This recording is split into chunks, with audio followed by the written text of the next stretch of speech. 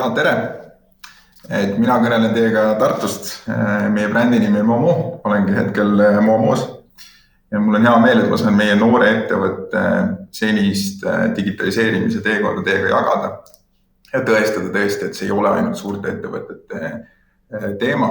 Et hetkel on meil 23, kui me sellise teadliku digitaliseerimisega pihta alustasime, siis oli meid ikkagi oluliselt vähem. Ja ühtlasi ka näidata, et seda on võimalik teha nii-öelda väikeste tükkide kaupa ja etapiti. Ja, me teeme tegelikult peamiselt ikkagi jalgratturitele riideid, kõige rohkem äriklientidele, ehk siis nii-öelda meeskondadele, suurematele rattaklubidele, aga üha rohkem e-poe kaudu ka tegelikult eraisikutele.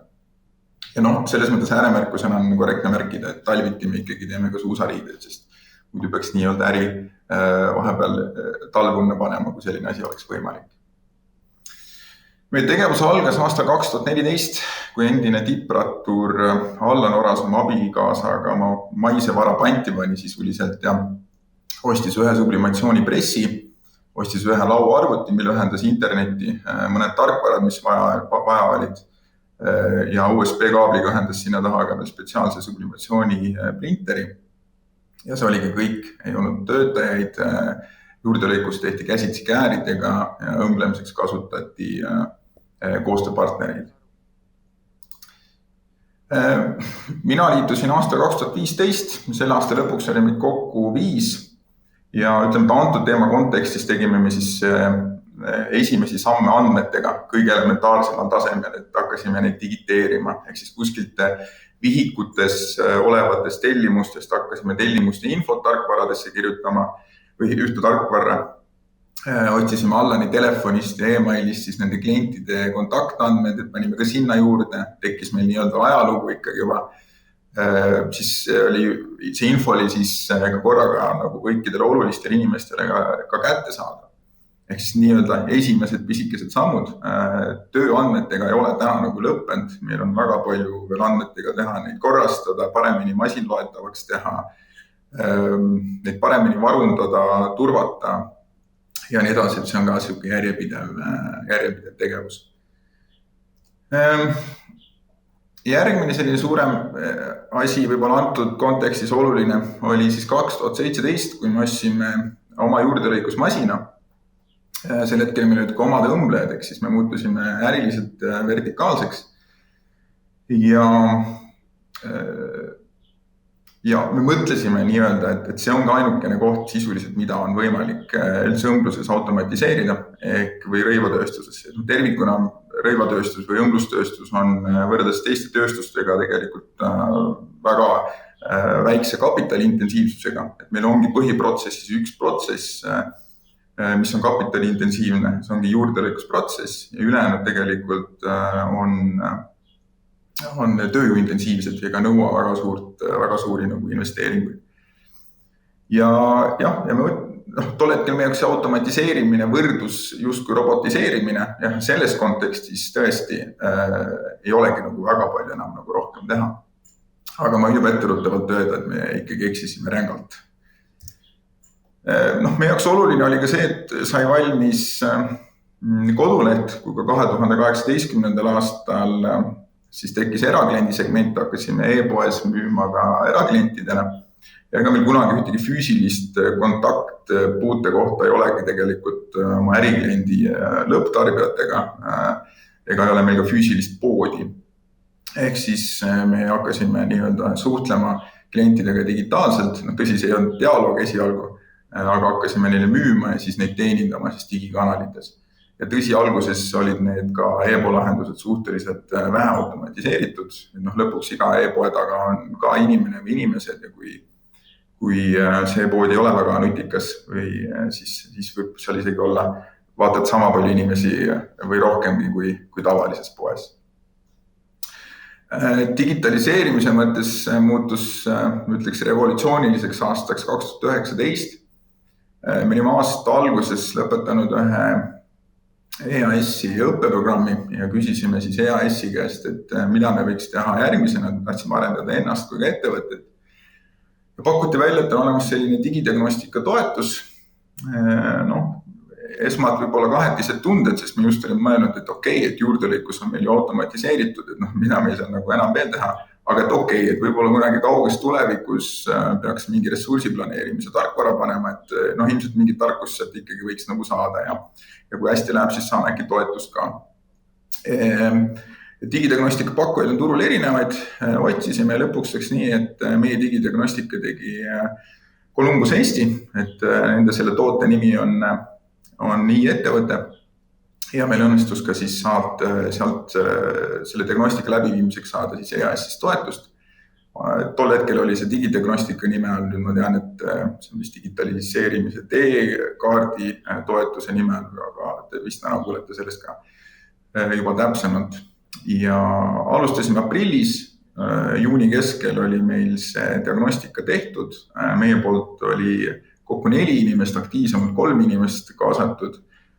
Jah, me pidime sinna panustama, aga see ajaline intensiivsus oli selline, et võib-olla mõni nädal oli 2 tööpäeval töötoad, mõnel nädalal 1, mõni nädal panustasime võib-olla pool päeva ja oli ka neid nädalaid, kus Columbuse inimesed tegelikult tegid ise seal maagiat nii-öelda meie asjadega, et meie ei pidnudki nii-öelda midagi tegema.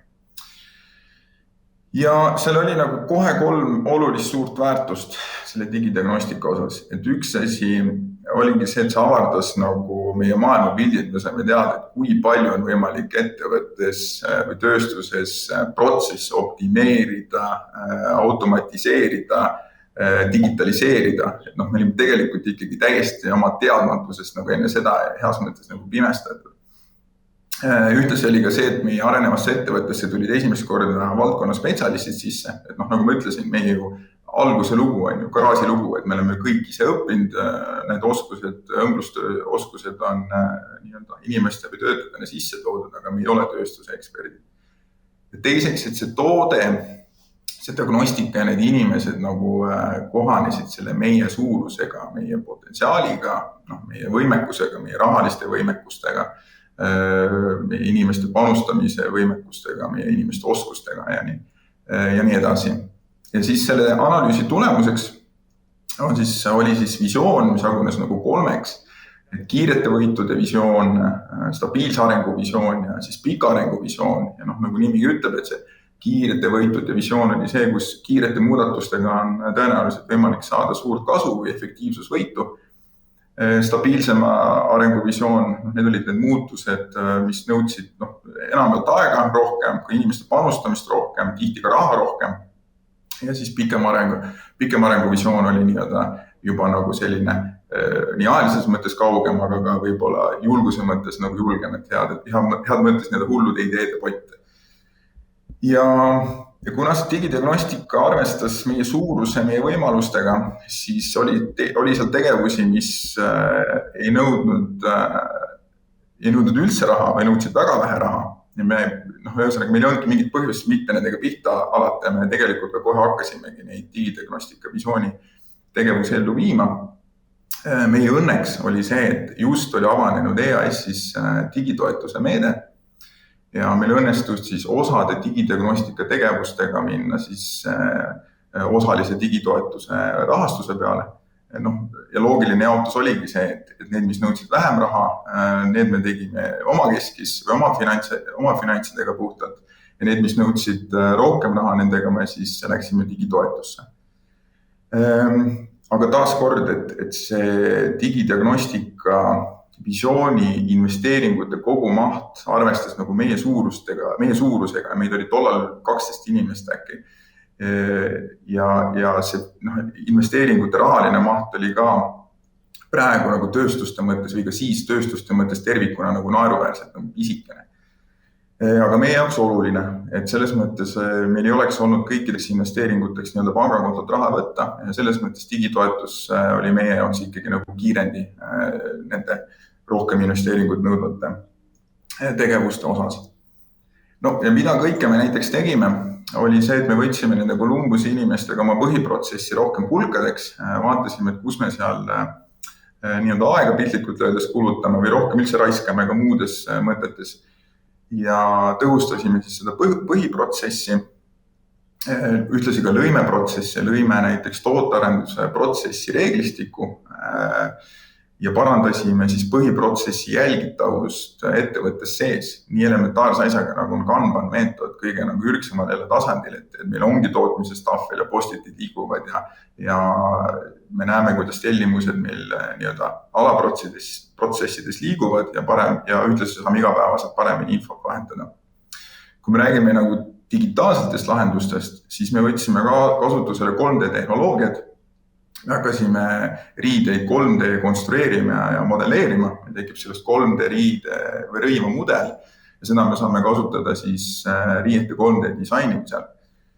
Me soetasime nutikama juurdelõikuse algoritmi, mis siis vähendab meie kangajääkide hulka.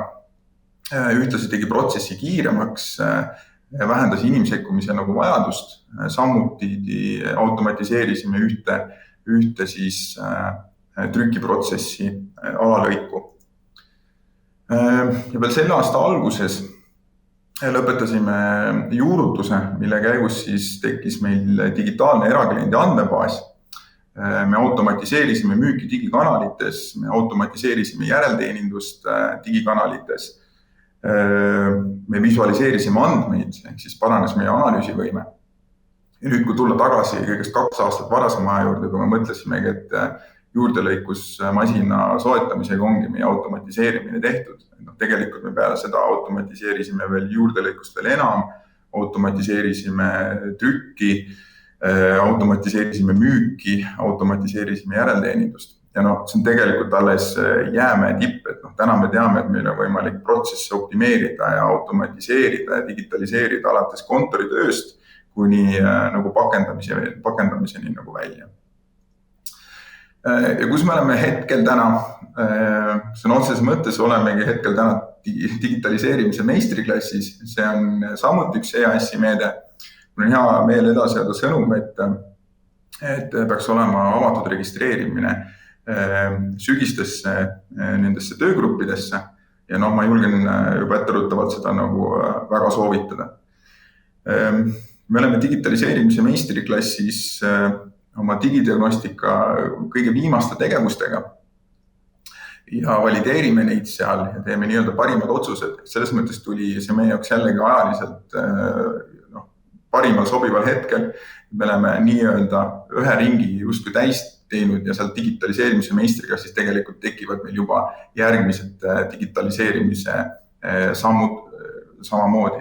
Ja sellest nimest ei tasu selles mõttes ennast häirida laskta, et sinna ei võeta ainult meistreid, sest me ei ole kindlasti digitaliseerimise meistrid. Aga me ühesõnaga väljume sealt jälle natukene sammukene lähemal sinna meistri poole olemisel või vähemalt targemana siis digitaliseerimise teemas kindlasti. Ja sealt need sammud järgmised etapid ongi tegelikult ju meie jaoks nagu digistrateegia ja ma ütleks ühtlasi ka, et selle digidiagnostika nii-öelda visiooni järeltekkinud tegevuskava ja selle digitoetuse tegevuskava oli samuti meie jaoks digistrateegia. Ma pole kindel võib-olla selles mõistega ideaalsemas tähenduses on see natukene nagu palju öeldud, aga meie jaoks ta oli digitaliseerimisega seotud sammud järgnevatel aastatel. Ja mis meid on ees ootamas, ikkagi tõenäoliselt lähiaastatel mõni ressursiplaneerimise või tõesti kogunisti kogu ettevõtte ressursiplaneerimise tarkvara.